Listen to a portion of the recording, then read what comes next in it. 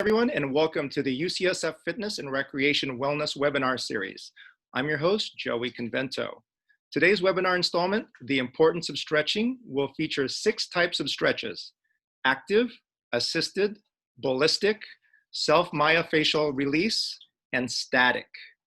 Joining us today will be Lorna Bernardo. Lorna is a personal trainer and group exercise instructor at UCSF. She has spent the last 15 years exploring different fitness modalities, Pilates, strength training, and yoga, with the goal of enhancing her skills as a post-rehab specialist. Lorna's goal as a trainer is to teach her clients how to take care of their bodies through exercise and proper nutrition. Now, before we start, we encourage you to use the chat function, which is right below the screen, to submit your questions that will be answered at the end of the presentation. In addition, this webinar, along with previous webinars, will be available on our fitness video archive that can be accessed through fitness.ucsf.edu. Again, the web address is fitness.ucsf.edu to access our webinar archive. And now, everyone, please welcome Lorna Bernardo. Hello, everybody. How are you all doing? We are getting together because there's lots of questions. I always get asked questions about stretching. Types of stretches, when to stretch. There's controversy with stretching and in relation to sports. Some people say, I never stretch because I heard it was bad for me to stretch before I run. Other people say, no, you should stretch. So my answer to that is yes and yes. Yes. If you stretch before you run, it can weaken your muscles, but you have to do the right stretches. So that's what we're going to do. We're going to go through, we're going to just sort of give you an overview about the different types of stretches and where you would use them in your workout. And then I'm going to take you through some of the major ones, because right now a lot of people are working out at home or they're working at home and there's a lot of upper back stuff, neck stuff going on, shoulder stuff. So I'm going to show you how to do just desk exercises as well as warm-up exercises for your exercise, pre-exercise, and then cool down post-exercise stretches. Okay, so and the difference between the two. So as Joey mentioned, there's all these different exercises. So first of all, why stretch? Because some people are very flexible and stretching is not a problem. And some people are like me where I'm really tightly bound and stretching is work. I'm always working at it. So for me, stretching is something that's a lifelong thing that I have to do all day long. So stretching helps with your flexibility. The more you stretch, the better your flexibility is. And why is that important? Because then when your flexibility is good, your joint range of motion is good. You can actually take your arm up and around and not hurt any of your shoulder muscles.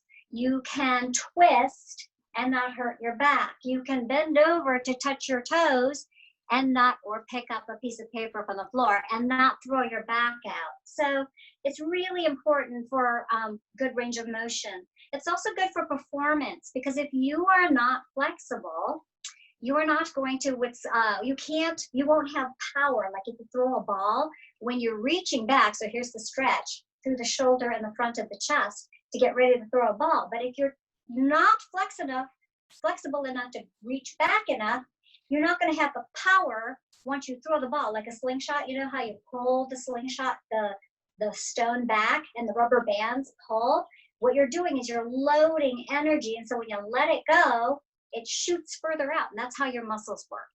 So that's why it's important for performance. Also, a regular stretching routine helps with muscle recovery. So if you're working out, you're sore, it helps push through that lactic acid, gets blood into those muscles so that you recover faster. Also helps with your posture. So if you're too tight and you slouch like this, it starts to give you issues with your back. So if you start to do a flexibility program that basically opens all this up, you're standing taller, but your back is not so stressed from that. Segueing into back pain, it also helps you manage back pain if you have back pain or chronic back pain. It helps manage that. Also reduces the stress on the joints and general aches and pains. So you're just gonna feel like you move better. You're not so creaky, right? Also helps with stress. You know, we're stressed right now because we live in an uncertain world. There's a lot of violence going on, and we're sheltering in place somewhat, so we're not quite sure what to do. So anyway, regular stretching routine actually helps with that. So that's where yoga comes in. So and then it also helps with meditation, so it calms your mind. So yoga is an example of that. Also,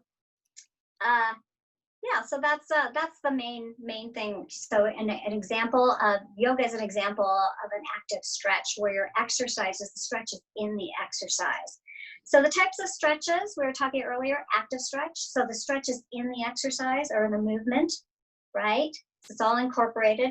There's static stretches, which are the ones that everybody knows. That's the one you do at the end of a workout where you're doing a stretch. Like if you want to stretch your shoulder and you just hold it. So the stretch is at the end of the movement. So that's a static stretch. There's also, we talked about the active already, assisted stretching. How many people have seen, you've seen that in baseball where they assisted, the trainers will stretch a player before they head out onto the field. So assisted stretching is when someone stretches you and you're just passive. Sometimes you see trainers doing this in the gym. So that's assisted stretching. But assisted stretching takes you past your endpoint. So they're sort of nudging you back further along in that stretch. So you don't want to do a stretch too deeply because then you can get hurt. So here's where you need to work with someone who knows or is experienced with this so you don't get hurt. There's also ballistic stretches, which is really more for performance for athletes. So ballistic stretches, an example is if you've done a boot camp before, butt kickers, high knees, karaoke. So all of that for the hips, those are all ballistic stretches. And so, you know, mainly that's used in sports. For your average person, you don't need to do ballistic stretching. I don't do ballistic stretching. Self-myofascial release is where you use the foam roller because the foam roller will enhance your stretches. So this would be a pre-thing that you would do before stretching. So that's what self-myofascial release is. It's basically self-massage and then warms up the muscle. So it's like when you play with clay and it's really stiff. So what happens is as you work with it, with the foam roller, the muscles become more pliable and then it makes the stretches that much easier to attain. So safety tips, if you're injured, do stretches that's recommended by your PT or your personal trainer who has a background in injuries. So you want to be careful when if you're just getting started with stretches, go slow because you can be over enthusiastic and then hurt yourself. So now you can't stretch at all because you've been injured. So you want to go slow. Once you start to feel a stretch, that's your starting point. So actually what we're going to do now is we're going to do some stretches. So I'm going to show you active stretches, which is normally what you would use in a warm-up, okay? So back to that person who asked me the question, he was a runner. He doesn't want to stretch because it weakens his leg muscles. Yes, stretching lengthens the muscles. So if you're about to run, you do not want to do any deep stretches. But it's important to warm up the joints so you don't sprain a calf or pull a hamstring or anything like that. So that's where the active stretches come in. So it preps you. So I'm going to change my screen so that you can see my whole body. Let's just see. And I'm going to turn this because we're going to do some stretches together. Yeah. I have a yoga mat down, so it tells me where I'm going to be. Okay, so the first thing I usually have my clients do is this stretch, because I want to address the major joints of stability, your ankles, your knees, your hips, and your shoulders, because those are the big ones. And usually, most people are working out and they don't have a lot of time for this. So this hits everything all at once. So you would step, you're going to keep the planted foot still. So for you, it would be your left foot. For me, it would be my right. You're going to take your other foot, step forward, keep the back heel down. Now I want you to bend the front knee a little bit until you feel a calf stretch. Take your arm up, opposite arm comes up, and reach for the sky. And then feet together and come out of it. So how do you breathe? Step, make sure you're stable, bend, exhale and reach. If you exhale and reach, you're not going to arch your back and you're not going to annoy it. Step, bend, exhale and reach. So you can add squeezing of this glute and you'll get the hip stretch here. So step, bend, exhale, reach and squeeze that glute. Keep the back heel down. So we're going to do about 8 of these. This is 4, step, bend, reach, and now that you know what you're doing, you go a little faster. And 5, and 6. So you feel that calf stretch, you feel the hip stretch, and you're warming up your shoulder all at once. And 8. Let's switch sides and do the same on the other side. So back heel stays down, step, bend, and reach. Exhale and squeeze that glute. And that step, bend, exhale. That's it. And 3, 4. So what we're doing is a front to back stretch. So you want to do stretches in 3 different, what we call planes of movement. You want to do a front to back stretch, which is this one. And then you want to do side to side. And then you want to do some twisting motions. And last one. So we're going to add the twisting motion. So step back on the first side. Your lower half is still doing the same thing. You're step bending and step bending. The top half is going to twist. So what I would do is step, bend. Now touch the opposite hip.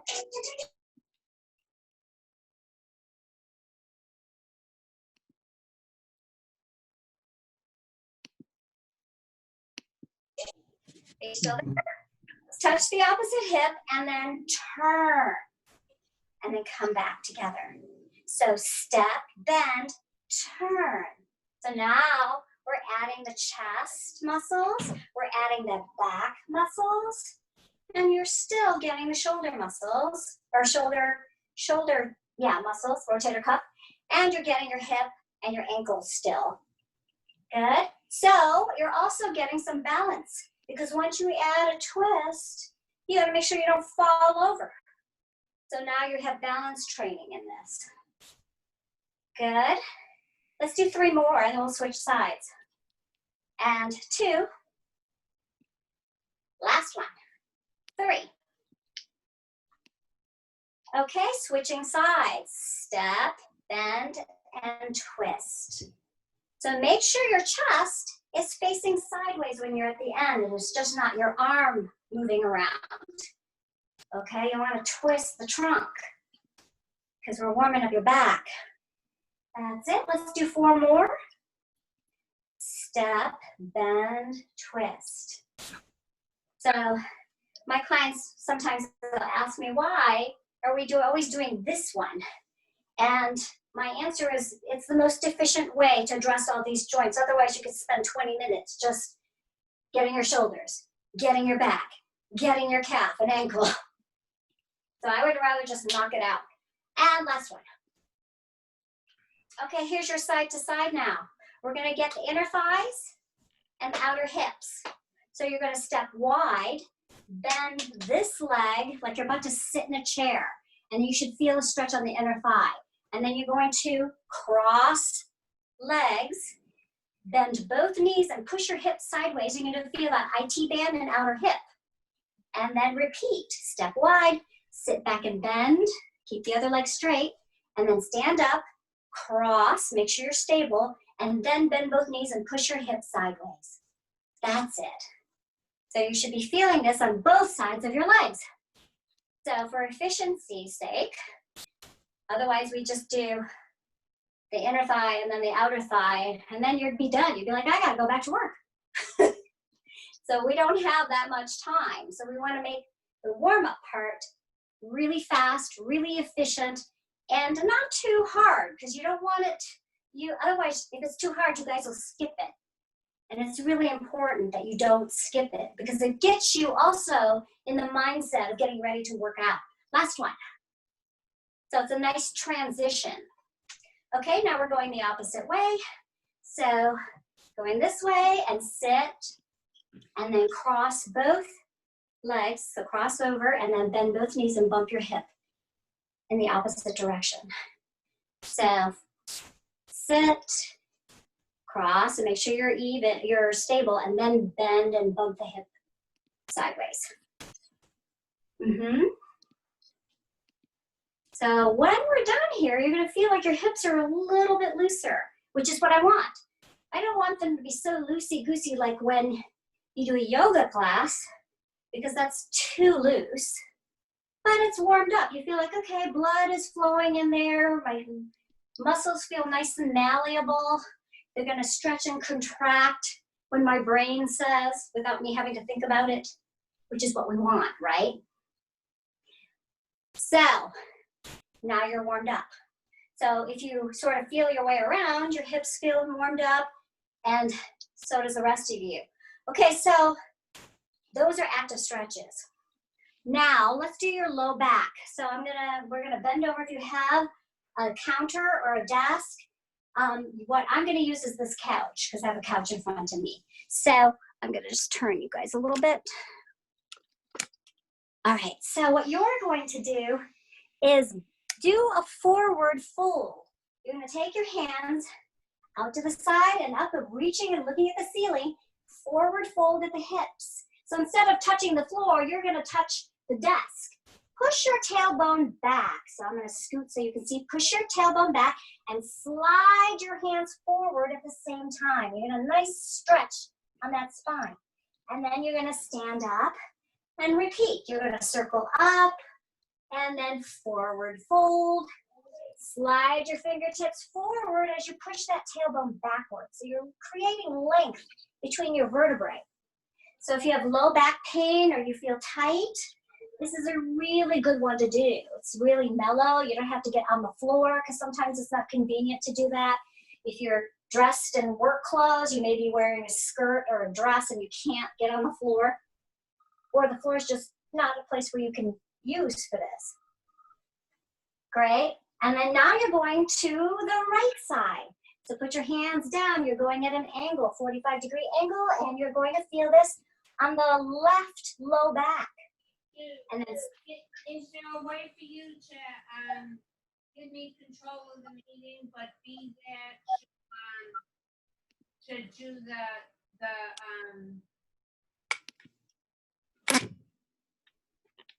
I'm not quite sure what you're asking. Can you type it? Yeah, please type all your questions utilizing the chat function. We'll answer the questions after the session. Thank you. Okay, so now you're going to reach and then go to the left and drop the chest. And then stand up, and you're going forward. Push that tailbone back. Your back is flat, okay? So you're not rounding your back. And then you're gonna stand up, and then you're going to the left. So I do 3 rounds of this. So this is our second round. Now, last round, forward, push that tailbone back in opposition. And you're gonna go to the left and push your hip back in the opposite, on the opposite direction. And then the other side. And push. Okay? So that's for your back. So your back should actually be feeling pretty good. Now, I'm gonna turn this, because now I wanna know, can you touch your toes, right?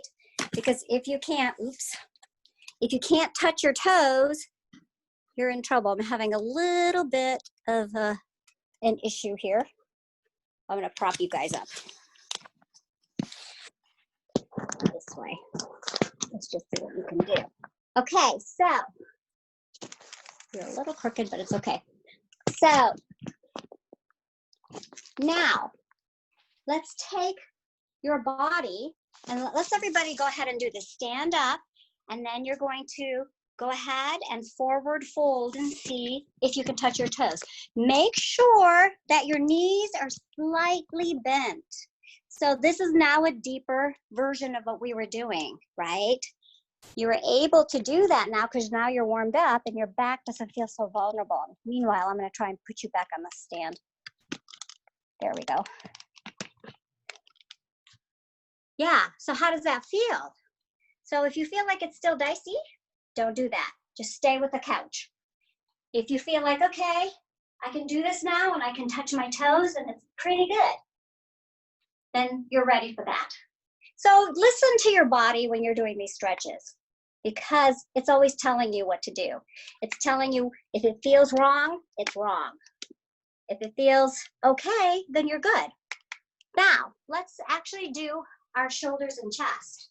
So you're gonna hug and open. So this is a good one to do at your desk, right? And open. So when you're opening, squeeze those shoulder blades together. Hug and open. So we are actually addressing this part, your chest and the front of your shoulders. Because when you're typing in front of your computer, everything's like this. Everything's all tight. So you want to do this. This is a good one to take a break. And then you're just going to reach up and then down. So now we're stretching your lats because once again, when you're typing, elbows are down the whole time. So this is constantly in a tight position. So up and down. And I would just do 5 because you can take a little break and do this. These are your desk stretches now. These are active stretches, but these are ones you can do all day long. All the ones that we've done today, you could do all day long. There's certain stretches that you shouldn't do all day long, like your static versions of your static stretches. But everything we're doing today is safe. Now let's reach and then side bend. Breathe out. Inhale in the middle. Breathe out, side bend. So now you're deepening this. And come back down. And up. Exhale, side bend. And exhale, side bend. And then back down. And then up. Exhale, side bend. So we're really getting this. If you want to add more hip, push the hip out. Inhale. Exhale, side bend. Now let's twist. Reach sideways or across your body. Reach, like you're pulling something. So now we're adding bigger twists. So this is just to make sure your trunk stays limber. So there you go, just like that. If you wanted to, if you're ready, then you can start letting your arms flop and do it like this. And then you're getting more of a back warm up. Like, so you just let your arms be the weight, and this feels good. Some people can go directly into this and skip the first 2 stretches. Other people can't. So I always start out with the first 2 stretches because I don't want anything to be a surprise because my body's giving me feedback the whole time. And as you can see, if you are not ready for the floppy arms, this can like hurt your back. So let's look at leg stretches. Now we're going into your static stretches. So these are the ones you know, okay? So static stretches mean holding stretches. The stretch is at the end. So you know this one because you've seen people do this all the time.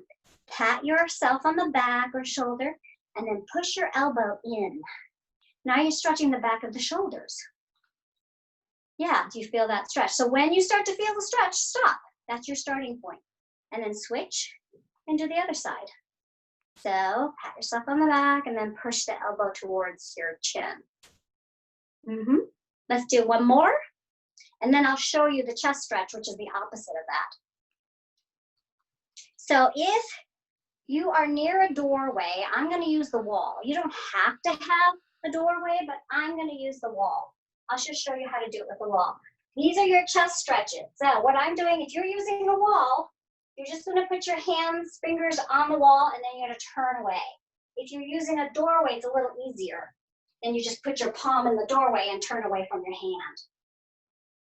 Okay, so we're going to start out with your first stretch straight off the shoulder and turn away until you feel a stretch all the way from your chest down your wrist. So this is your holding stretch. You kind of count to 20 because now you're warmed up.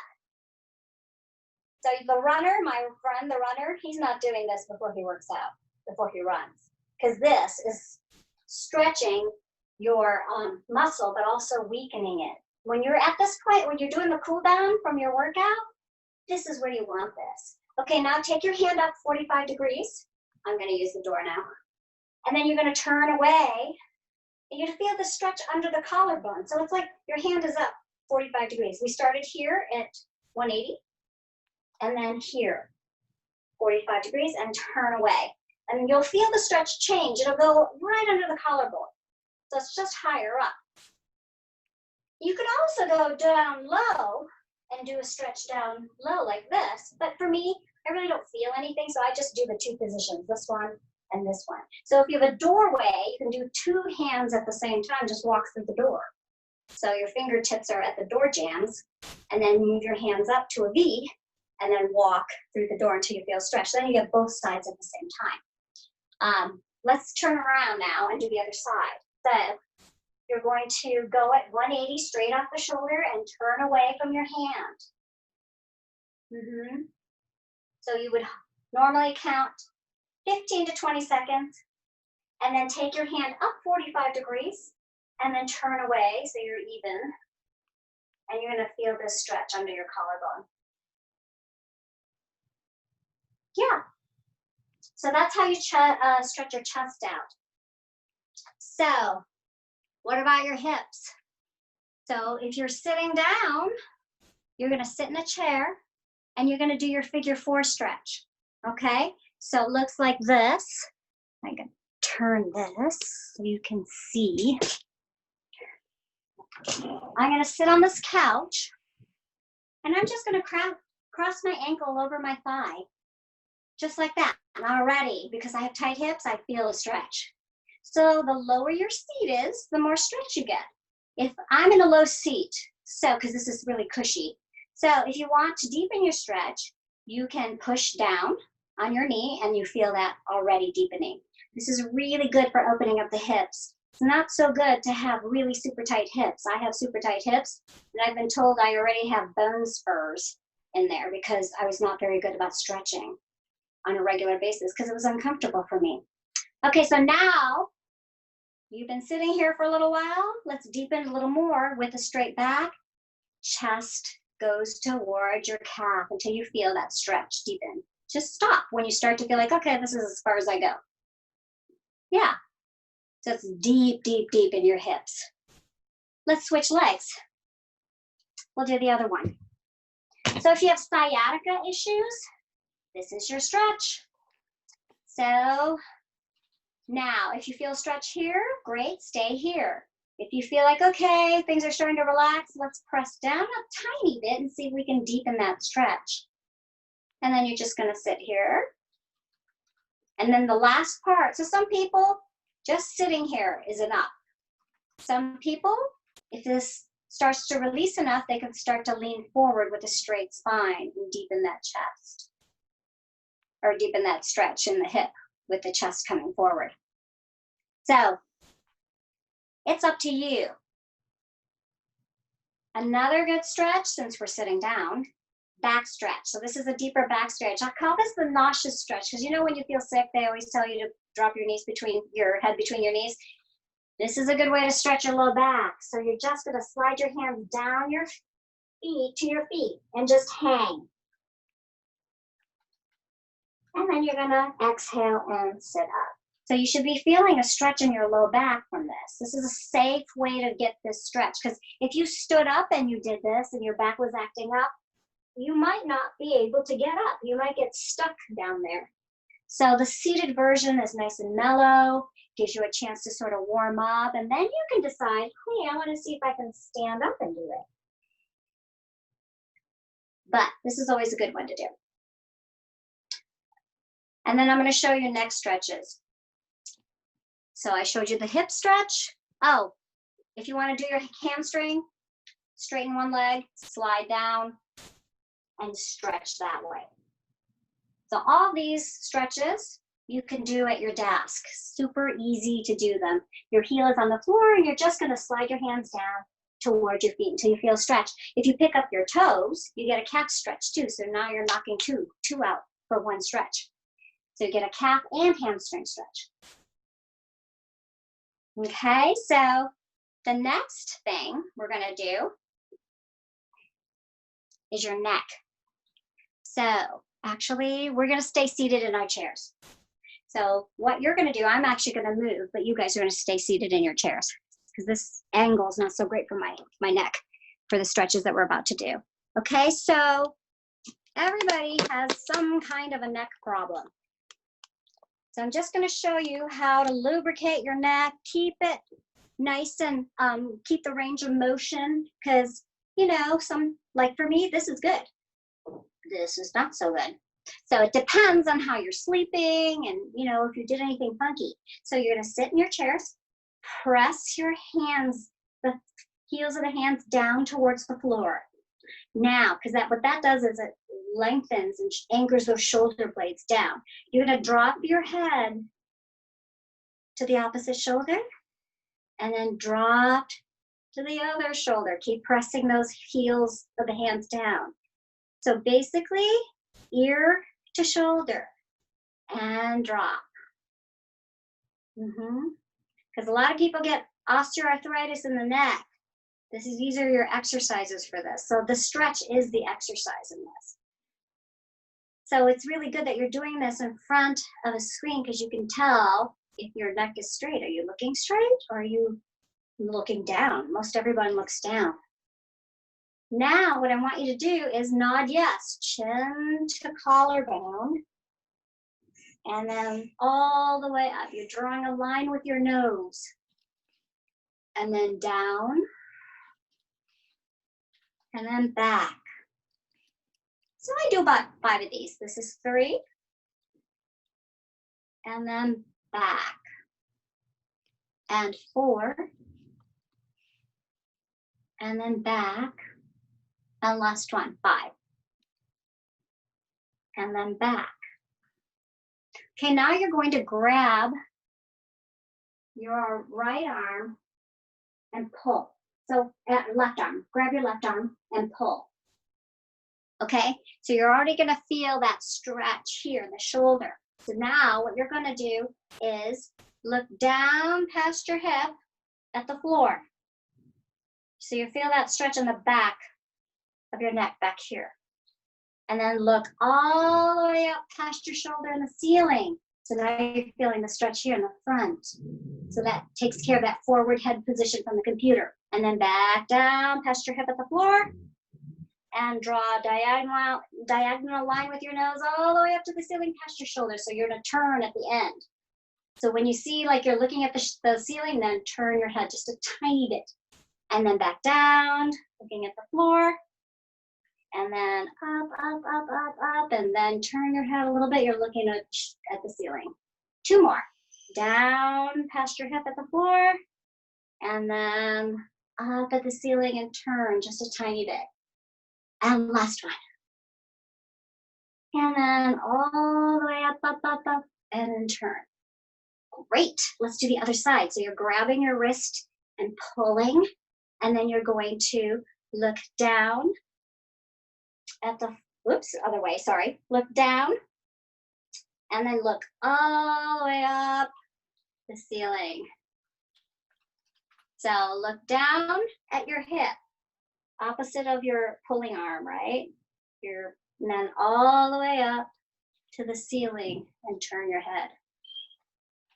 So somebody told me in Pilates, they hurt the front of their neck because they were using their neck to get up and not their abs. So this is a good stretch for that person. And for everybody else who's like looking at their devices all day long or working on the computer. That's why it's so important that your screen is at your sight level or eye level, so you're not looking down all the time, which is really bad for those muscles in the front of the neck. Last one, down, and then, so if you think about it, you're drawing an asterisk with your nose, up and down, side to side, and then diagonal. Okay, now instead of doing circles, because they say circles is bad for you now, it's bad for your vertebrae. So you're gonna draw squares. So you're gonna drop your head back and roll to the right side, and then look down at your right thigh, and then down over at your left thigh, and looking up at the ceiling on the left side, and then roll to the right, and down at your right thigh, and over to your left, and back up, and over to the right again, and then down to the right thigh, over to the left, and back up at the ceiling, and now you're in the middle. We're gonna go the opposite way. Roll to the left shoulder, and then down at your left, look down at your left thigh, over to the right, and then back to the ceiling on the right side, and then across to the left, and then down, and then over to the right thigh, and then back up to the ceiling. Yeah, just like that. You're drawing squares. So what you're doing is you're lubricating the vertebrae.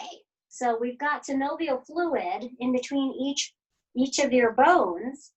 And what happens as we get older is the synovial fluid becomes less and less and less. So the synovial fluid kind of acts like the oil in the joints of your car.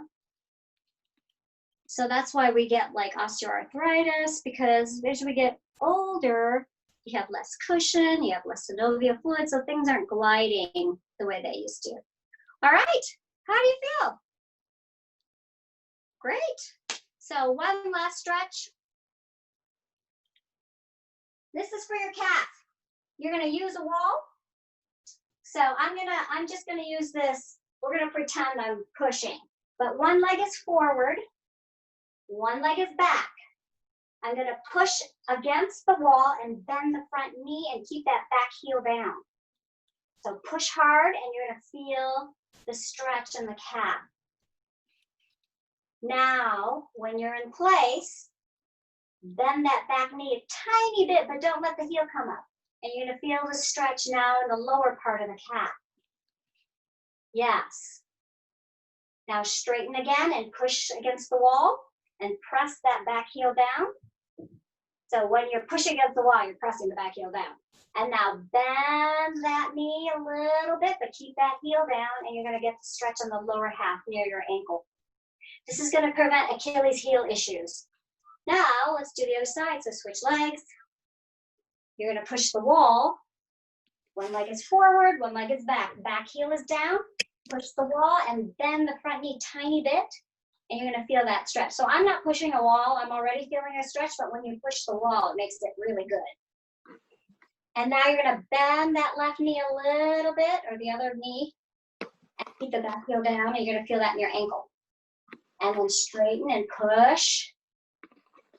And then just ever so slightly, you're gonna feel the stretch change to your ankle. So now, you've stretched everything. The last one is this one for your underside of your arms from typing. So that would be this. So don't pull back your fingers, pull back your knuckles. Some people are super bendy. And yeah, you can do it this way too. Some of you are doing it this way. That's another way to do it. And this just keeps everything nice and loose. So it prevents overuse issues from your typing on the computer. And then now you're all stretched out. So in another situation, you would have assisted stretching. So you can actually, when the gym opens up, you can ask Adrienne, she's our fitness manager, and just say, you know, I would like to do assisted stretching with one of your trainers who's knowledgeable, and she can set you up with that and you can try it out. Great. Thank you, Lorna, for helping us understand the importance of stretching. At this time, we're going to open up the session to any questions. I've received a few questions here during the session on chat. And the first question is, from a standing